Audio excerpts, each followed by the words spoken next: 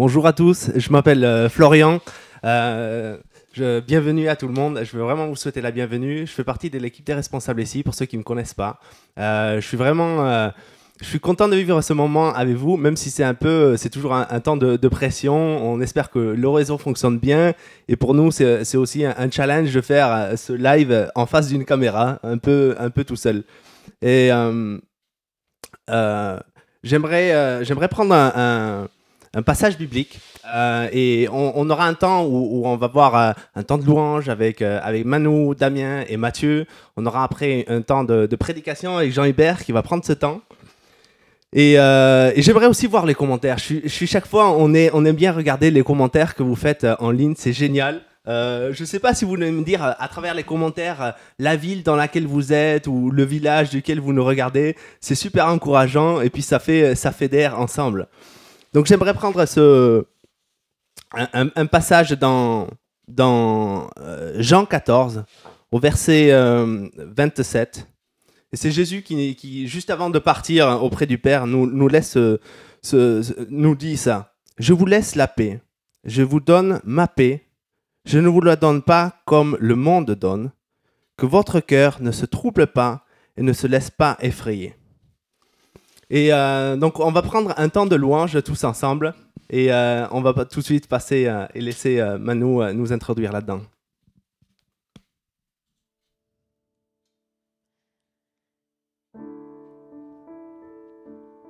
Merci Seigneur.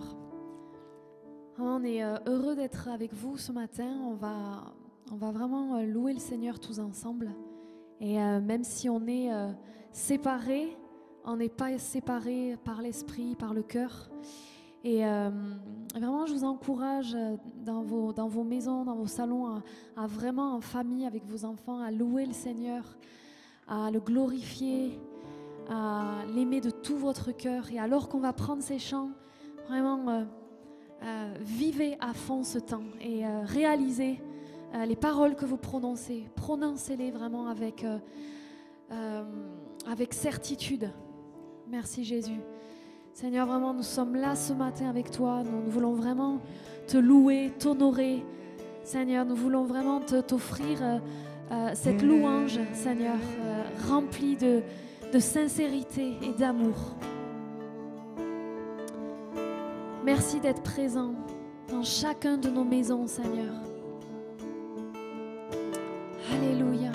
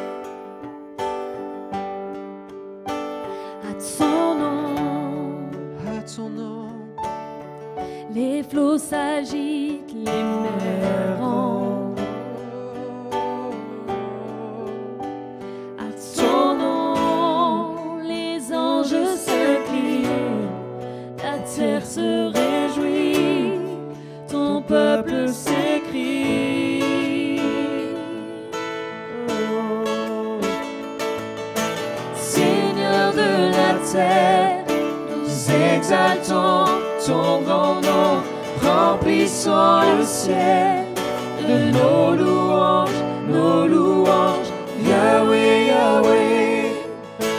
nous aimons proclamer ton nom.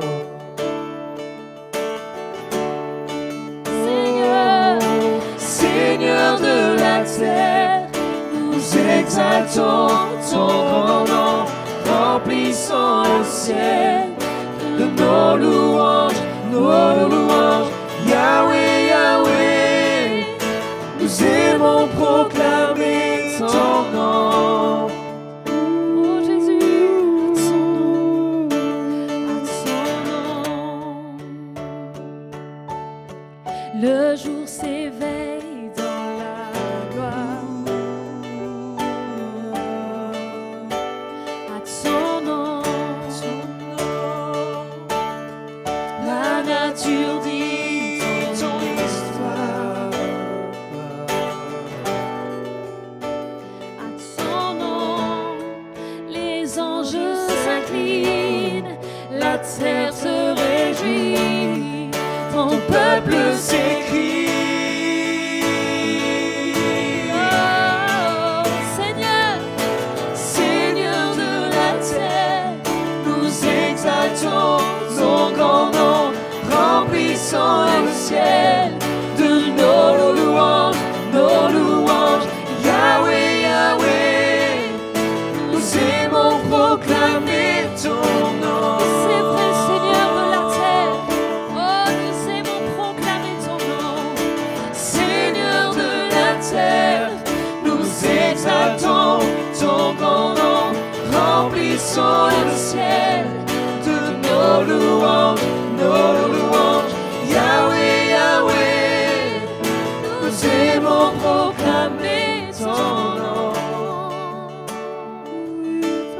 Seigneur de la terre, Seigneur de la terre, nous exaltons ton grand nom, remplissons le ciel de nos louanges, Yahweh, Yahweh, nous aimons proclamer ton nom. oui, nous aimons proclamer ton nom, de Seigneur. Jésus, Seigneur de la terre, nous exaltons ton grand nom, remplissons le ciel de nos louanges, Yahweh, Yahweh, nous aimons proclamer ton nom. Notre Dieu est sans égal. Notre Dieu est sans égal, nous te louons, Dieu est sans égal, nous chantons, notre Dieu est sans égal, nous te louons, Jésus notre Dieu, nous chantons. Notre Dieu est sans égal, nous te louons, Dieu est sans égal, nous chantons, notre Dieu est sans égal, nous te louons, Jésus notre Dieu, nous chantons.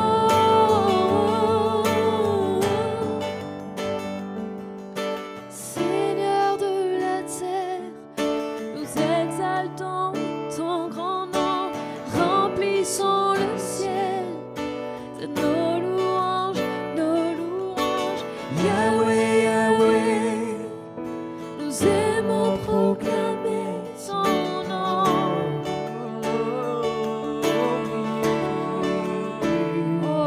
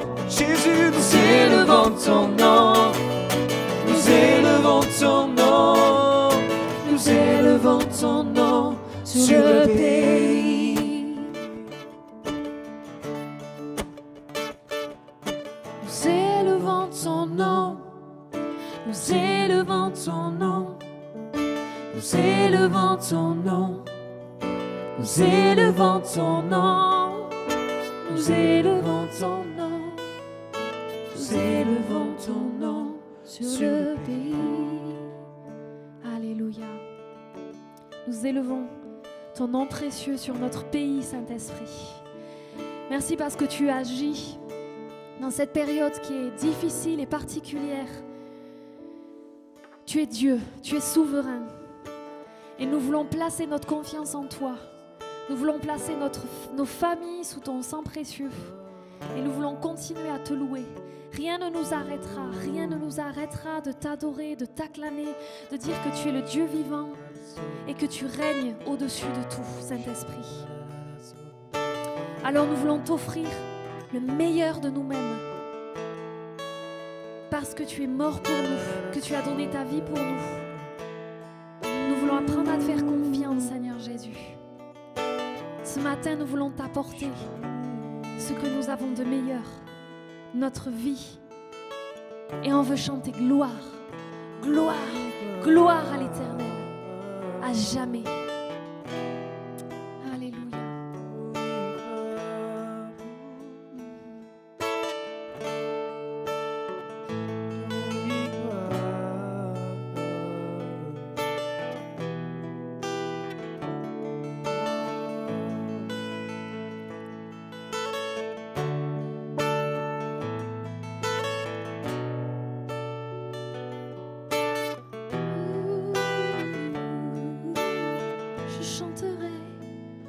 Chanterai gloire à l'Éternel,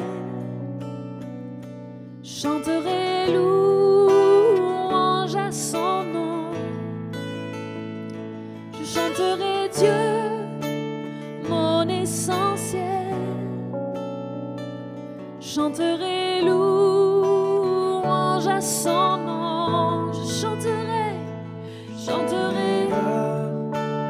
à l'Éternel, je chanterai louange à son nom. Je chanterai Dieu, mon essentiel, je chanterai en l'honneur de son nom.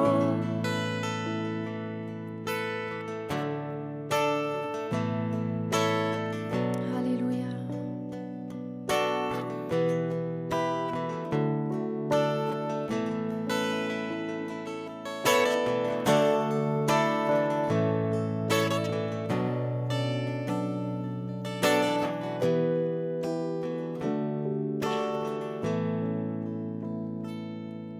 Je viens t'offrir, Seigneur,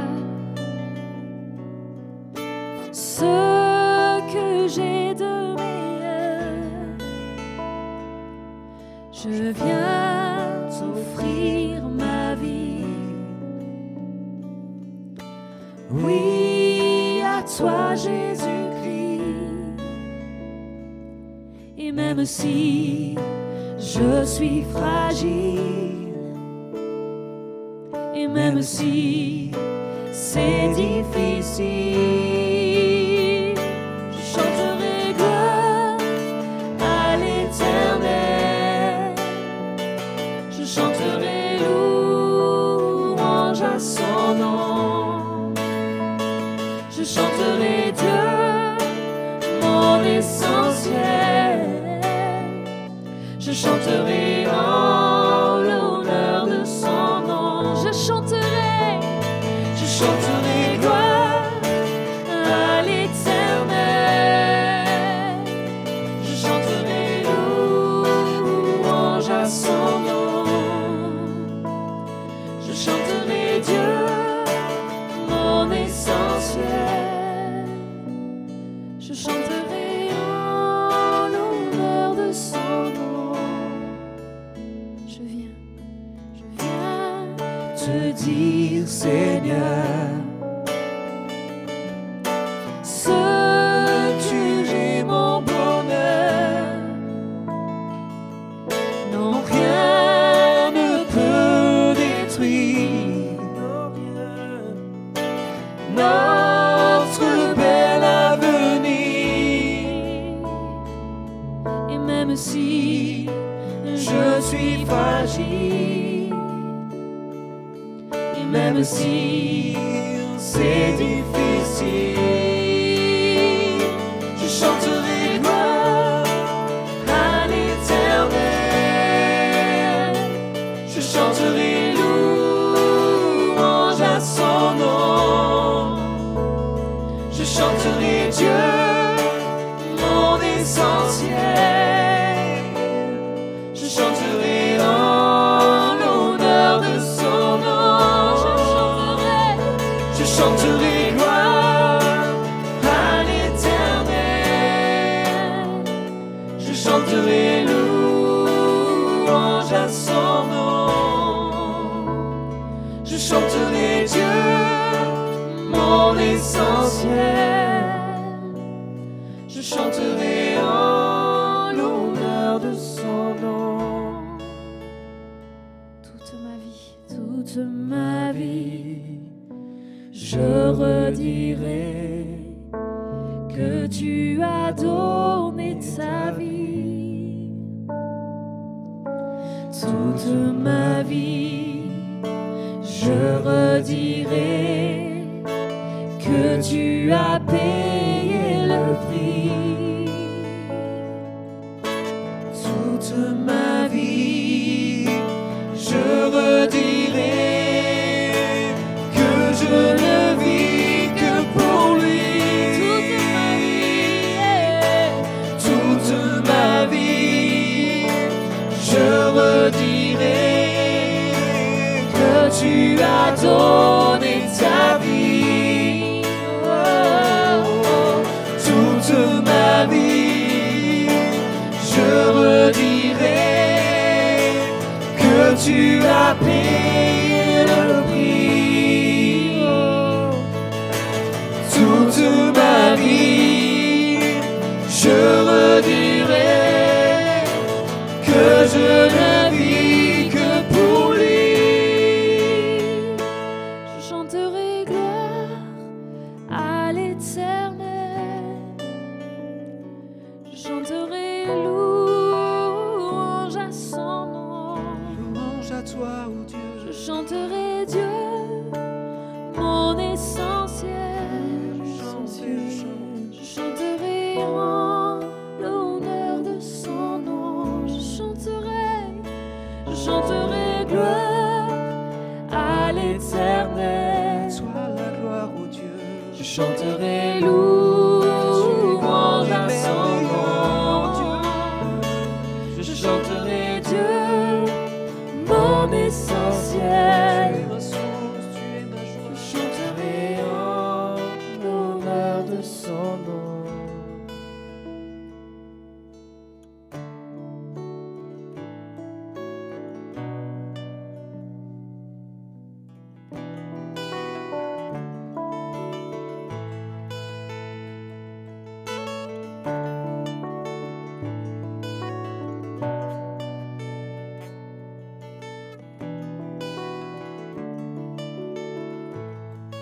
Je veux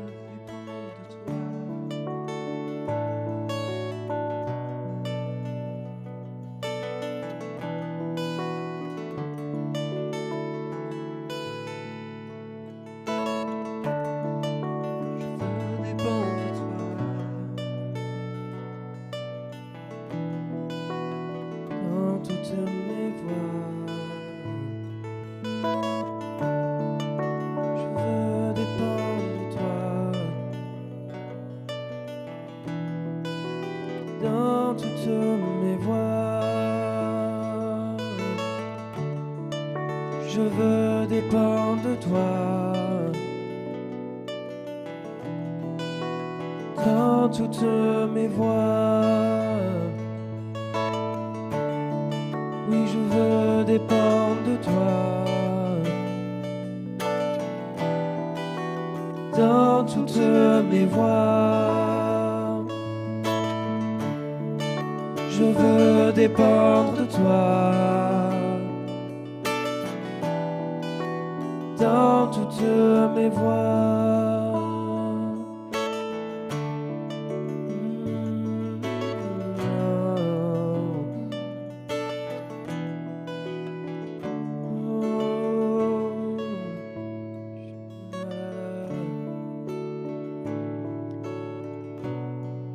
Amen. Oui, Seigneur, on veut dépendre de toi dans toutes nos voies, Seigneur. On veut que tu sois le guide de nos vies, que tu sois le guide de tout ce qu'on vit intérieurement, extérieurement, que tu sois notre maître, notre centre. Merci pour cette matinée, merci pour ces moments avec toi. C'est tellement bon, Jésus. C'est tellement bon de s'approcher de toi, tellement bon de savoir qu'en toi on a un espoir. Peu importe si tout tremble autour de nous, on a un espoir.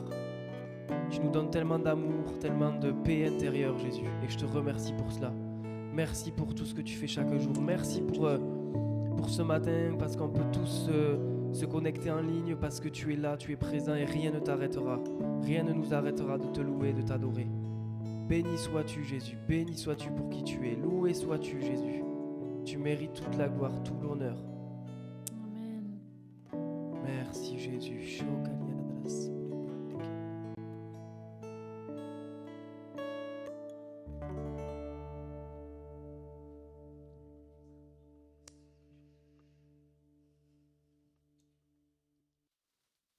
Merci Seigneur Jésus pour ta paix, ta grâce. Merci de nous appeler tes enfants, Papa. Merci de nous donner ce privilège de pouvoir être tes enfants, Papa. Je te prie vraiment pour nos autorités aussi, nos responsables, nos politiques.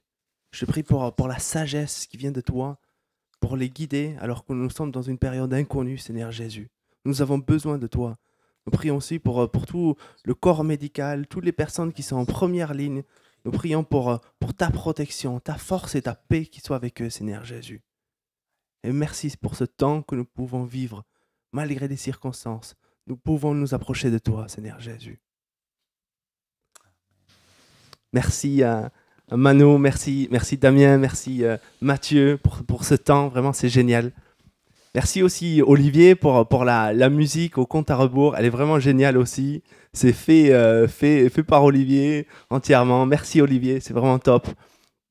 Chacun y contribue et c'est vraiment génial de voir aussi. On essaie que la technique évolue au fur et à mesure, la qualité ou la lumière. Donc c'est vraiment top. On aime bien à Vie Nouvelle, en particulier, on a différents dimanches pour lesquels on aime soutenir différentes œuvres. Et on a 2 œuvres qui nous tiennent vraiment à cœur. On a La Source, c'est l'épicerie solidaire, qui dans ces temps en particulier a besoin de nous et donne à manger à plein de personnes. Et c'est vraiment une œuvre essentielle que nous voulons vraiment soutenir. Et on a aussi l'école. Je sais que tous les enfants restent à la maison et les papas et les mamans passent du travail, mais les enseignants ont su s'adapter tellement rapidement à trouver des moyens de travailler à travers WhatsApp, prévoir des devoirs. Et vraiment, je sais que les enfants, en tout cas les enfants de Terre Courage, n'ont manqué de rien et ont eu de contenu. Et cette école, là aussi, on veut la soutenir. On vient juste avant ce confinement, on a commencé avec le salariat. Donc, on a besoin de finances aussi, on a besoin de vous. Donc, vous aviez reçu un mail il y a quelques semaines pour vous indiquer comment vous pouvez soutenir les différentes œuvres. Il suffit d'envoyer des courriers, vos offrandes par courrier. Mais vous avez toutes les indications par mail. Et sans pas tarder, je ne veux vraiment pas tarder, laissez la place à Jean-Hubert.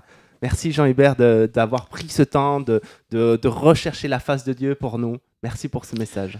Merci Florian, merci pour vraiment cette introduction, merci pour ce temps de louange qui nous bénit, qui vient vraiment nous chercher dans nos cœurs, dans nos émotions et qui nous pousse vraiment dans les bras de Jésus. Donc moi je suis très heureux de pouvoir partager ce matin avec vous tous derrière vos écrans. C'est un plaisir de savoir que vous êtes là, on le voit, vous êtes connectés et puis il y a beaucoup d'échanges qui se font par chat. Bon, c'est vraiment extraordinaire. Donc ce matin, je viens vers vous avec une parole, en fait, qui est née dans mon cœur il y a exactement, jour pour jour, 2 mois. C'était dans la nuit du 5 février où j'ai été réveillé par le Seigneur avec des mots très clairs, très simples, mais une parole qui m'a interpellé, favoriser la croissance de l'Église.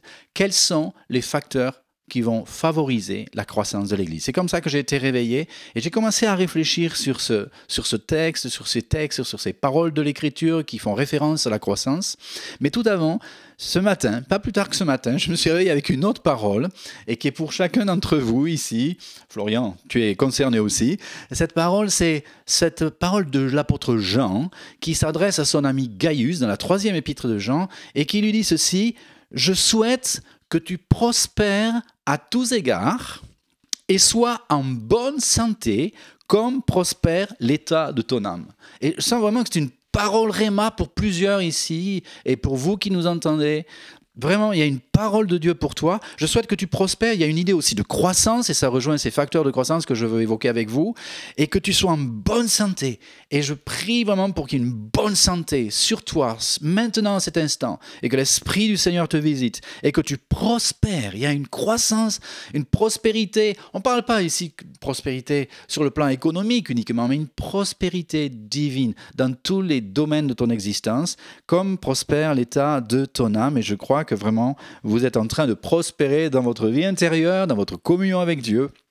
Et je vous encourage à continuer à regarder au Seigneur. Alors, on dit que je suis assez visionnaire et je vous inviterai ce matin, eh bien, si cela vous est possible, mais à regarder au-delà de cette période dans laquelle nous sommes, de cette période. Et j'aimerais vous inviter à regarder à l'après-coronavirus. Coronavirus, vraiment c'est important. Ça fait suite un peu au message aussi de Myriam, dimanche dernier, qui nous a interpellés et qui nous a demandé par l'Esprit du Seigneur, que regardes-tu? Où poses-tu ton regard? Qu'est-ce que tu regardes?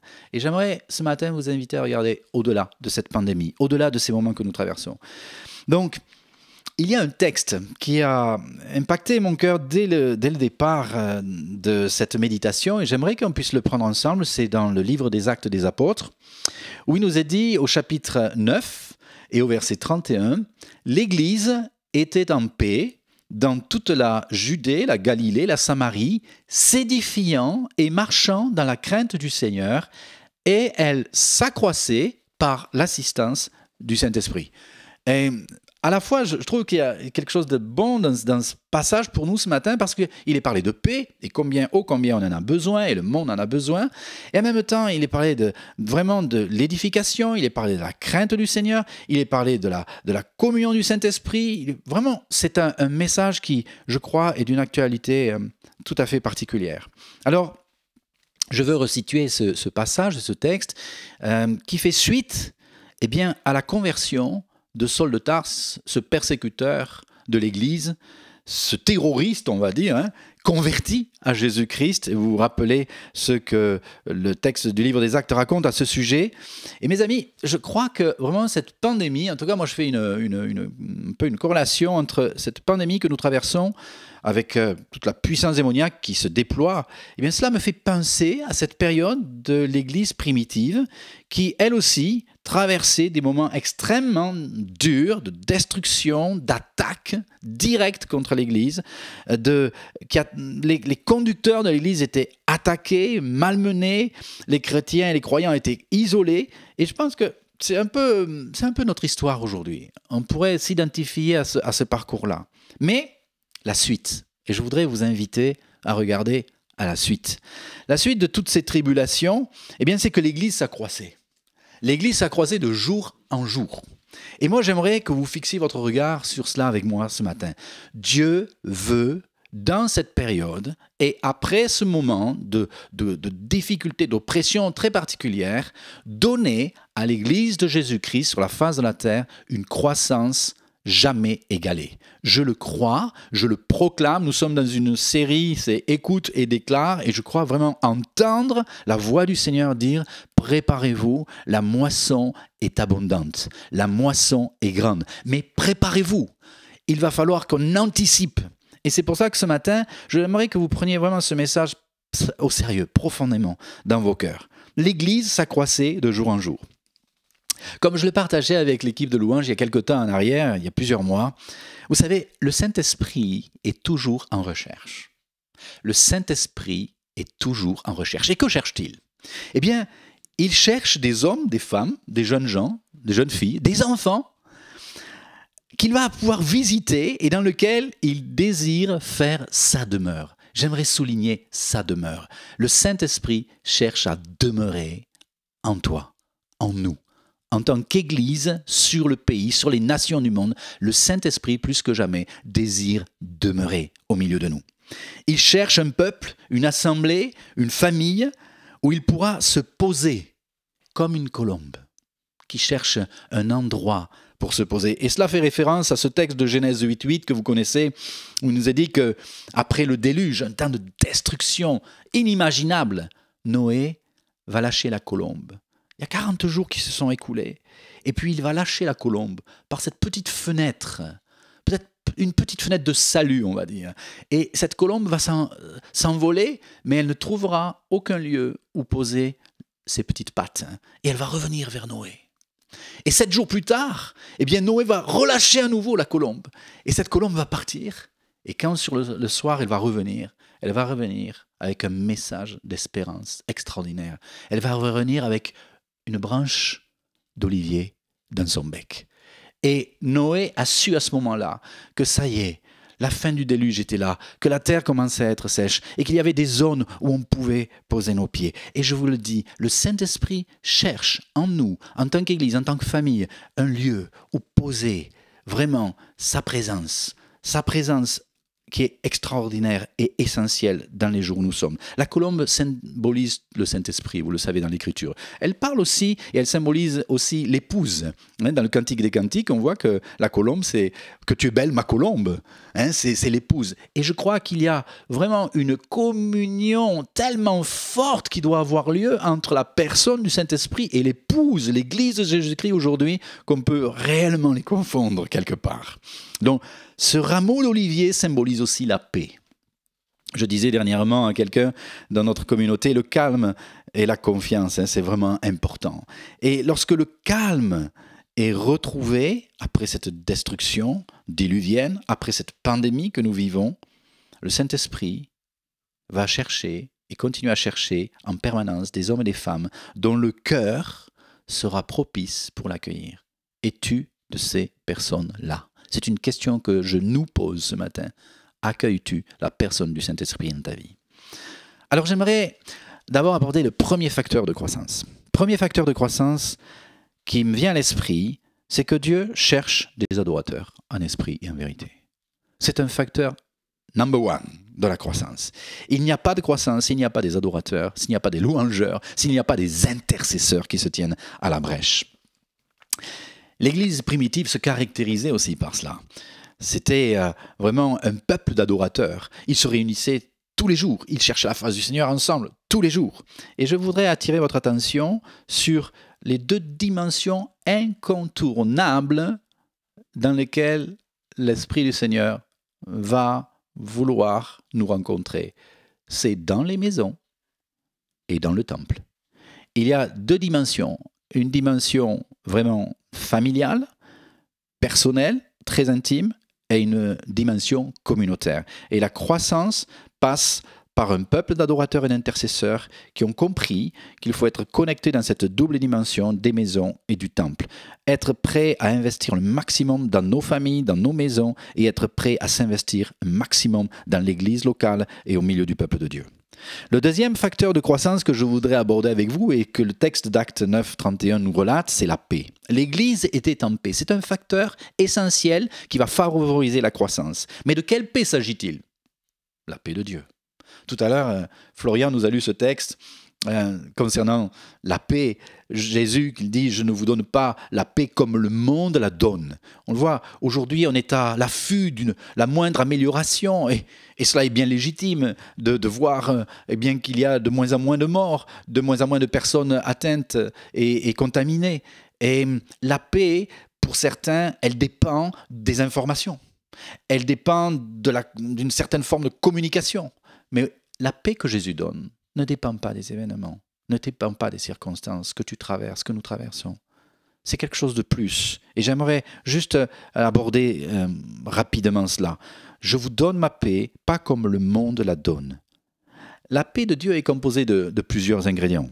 La paix, selon Dieu, ce n'est pas l'absence déjà d'opposition. La paix, selon Dieu, ce n'est pas l'état qui suit la fin des combats.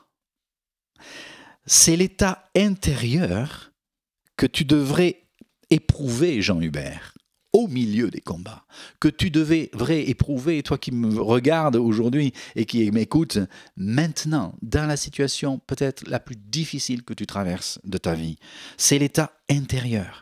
Regardez, dans Actes 9, 30, il nous est dit, donc c'est juste le verset avant de celui que je viens de vous lire, où l'Église était en paix, il nous est dit que les hellénistes cherchaient à tuer Paul, ce nouveau converti, Saul de Tarse. Vous savez, ce passage d'Actes 9, 31, eh bien, est juste précédé par le chapitre 7, où il y a eu la lapidation d'Étienne. Et quelques chapitres plus tard, alors vous allez dire, oui, mais on ne sait pas combien d'années se sont écoulées entre-temps. Au chapitre 12, il nous est parlé du meurtre de Jacques, le frère de Jean, l'apôtre du Seigneur. On voit bien que cette paix dont il nous est parlé ici n'est pas l'absence de combat, ni de persécution et ni de lutte. Et j'aimerais vraiment vous encourager à fixer les yeux sur Jésus et à ne pas dépendre des temps et des moments que vous traversez, mais de lui seul. La paix de Dieu naît de la certitude que ton Dieu est en contrôle sur toute chose, qu'il tient toute chose dans sa souveraineté, dans ses mains.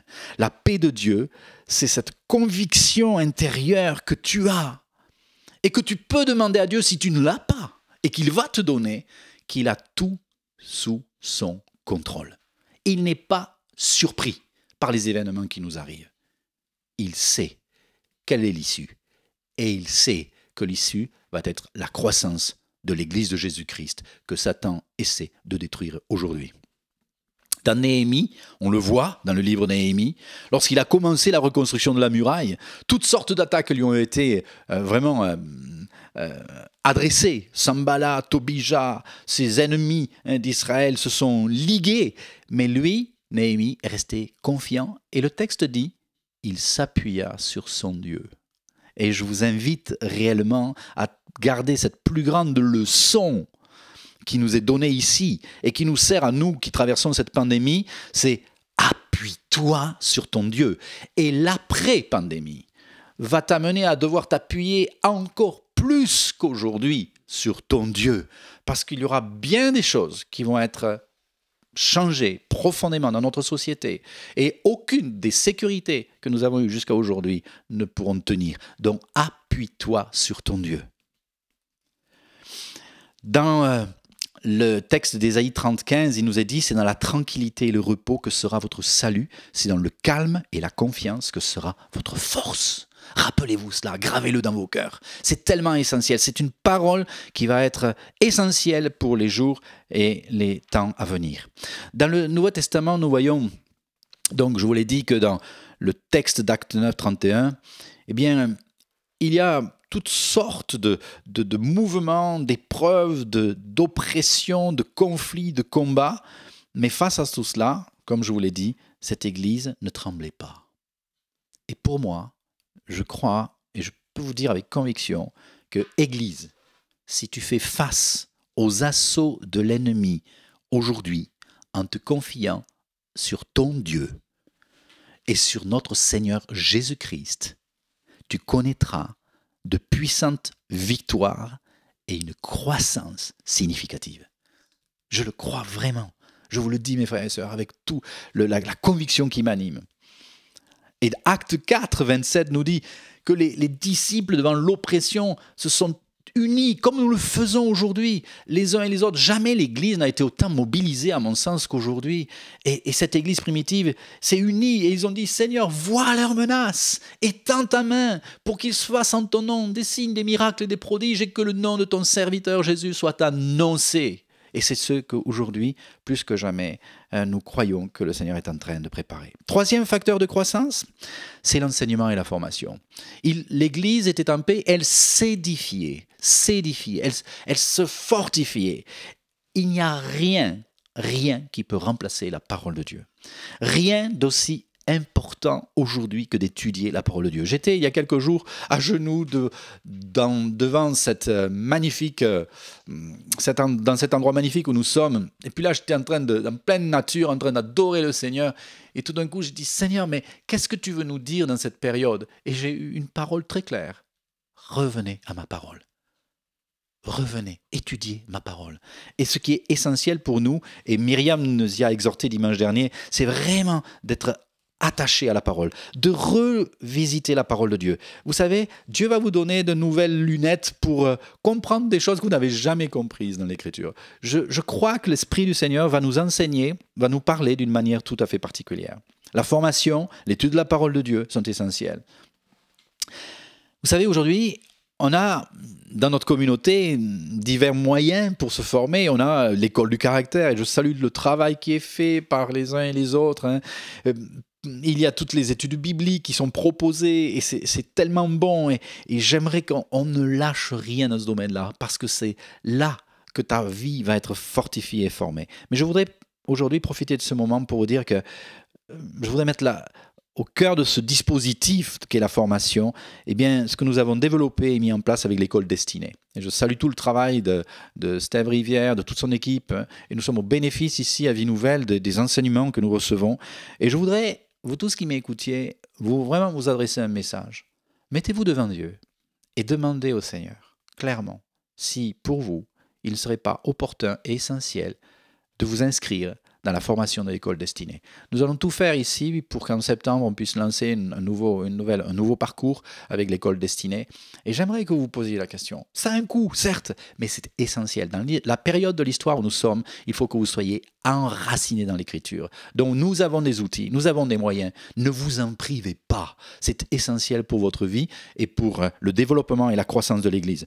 Nous savons que nous allons accueillir beaucoup d'hommes et de femmes qui ont faim et soif et qui auront faim et soif de Jésus. Et pour cela, il va falloir être ancrés dans la parole pour pouvoir les nourrir. Ce n'est pas simplement des prédicateurs, des pasteurs, des personnes de l'équipe de direction qui vont être amenés à servir dans ce domaine-là. C'est chacun d'entre nous. Nous avons à exhorter et à donner le meilleur de nous-mêmes pour fortifier tous les agneaux, toutes les nouvelles personnes que le Seigneur va envoyer. Quatrième facteur de croissance, c'est marcher dans la crainte du Seigneur. Qu'est-ce que c'est cela? Qu'est-ce que cela veut dire, marcher dans la crainte du Seigneur? Ce n'est pas un sentiment, à mon sens, ni une émotion, mais c'est avant tout un choix.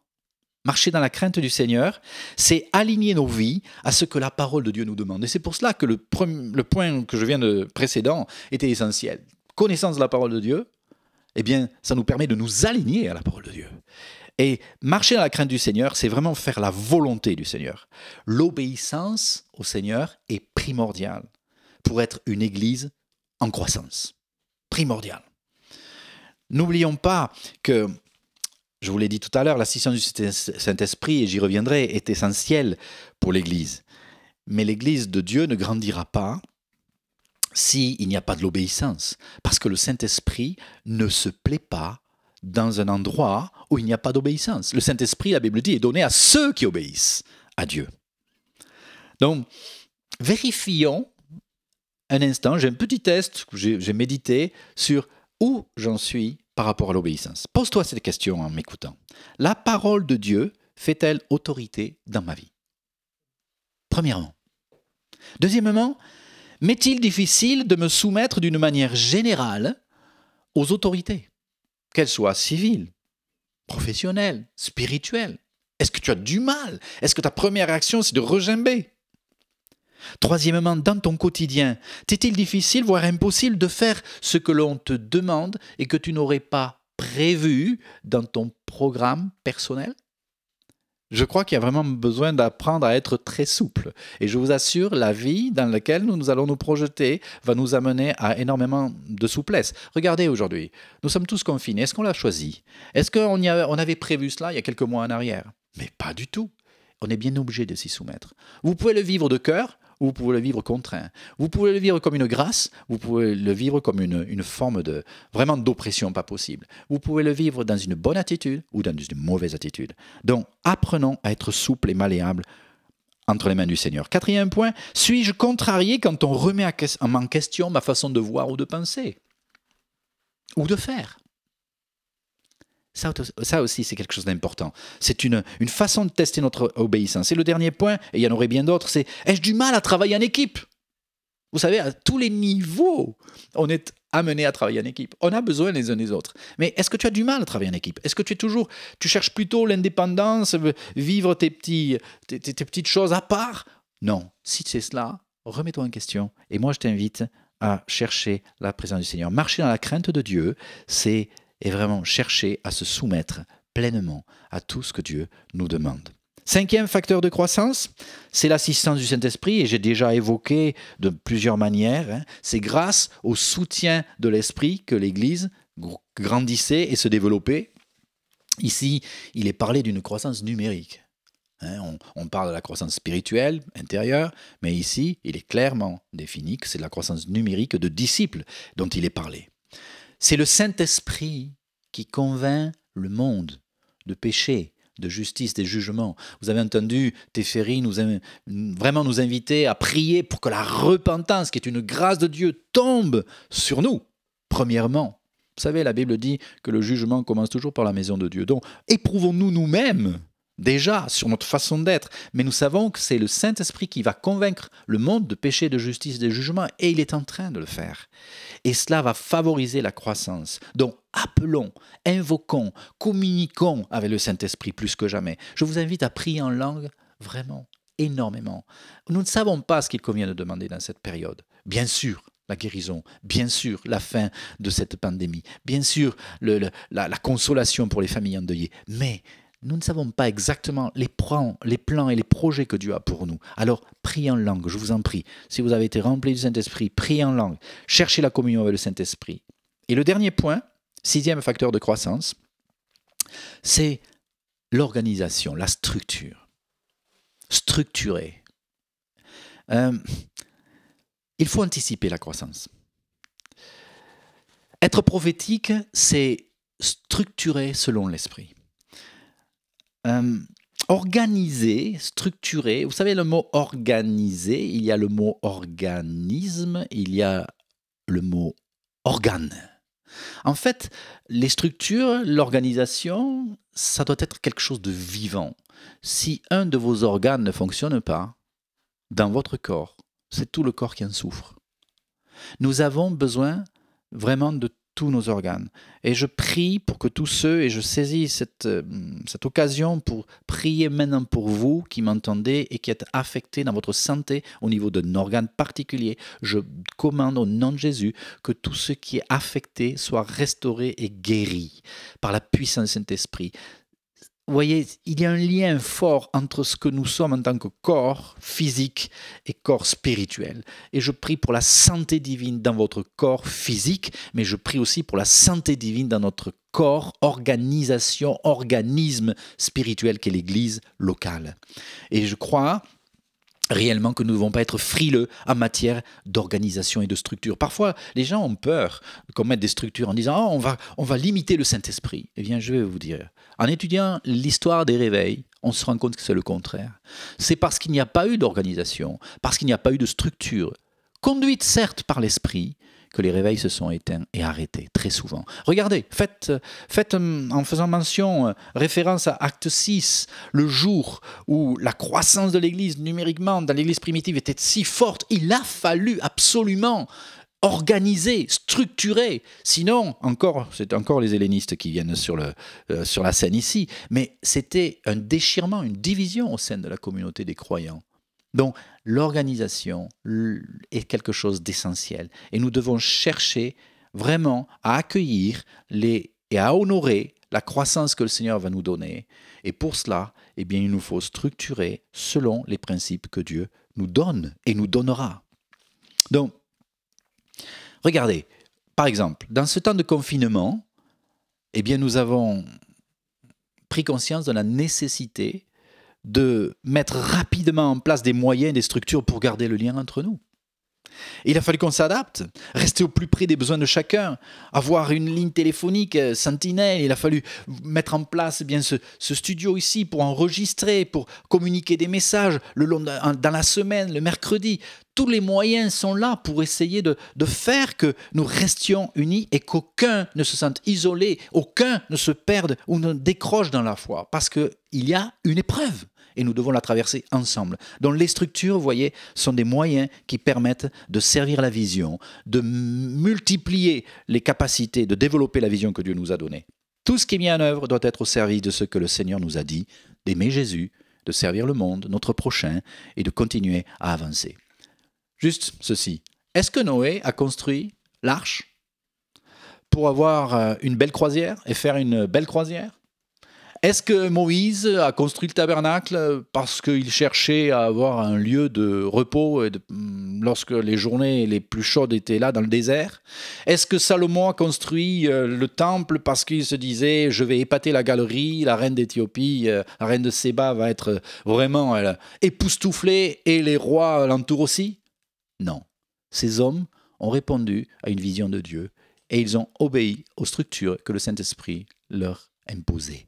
Et c'est ce que nous voulons accueillir ici à Vie Nouvelle et dans les communautés et les églises dans notre pays. Nous voulons nous organiser, nous structurer, nous mettre en mouvement pour pouvoir accueillir la croissance que le Seigneur veut nous donner. Donc, en conclusion, préparons nos cœurs à accueillir la croissance que le Seigneur va donner à son Église. Préparons nos cœurs. Mettons-nous ensemble à l'œuvre dans un climat de louange, d'adoration et d'intercession.